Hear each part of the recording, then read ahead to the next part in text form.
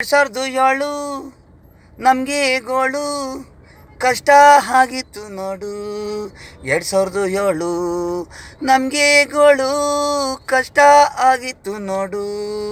2025 ಬಂದಮೇಲೆ ಖುಷಿ ಖುಷಿ ನಾನು ನೋಡು.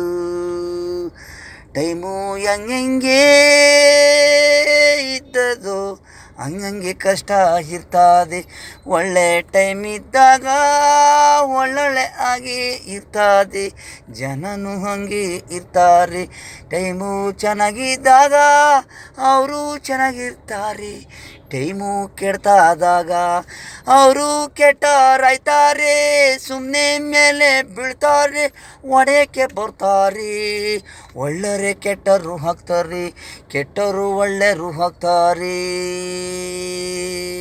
2007 ತುಂಬ ಗೋಳು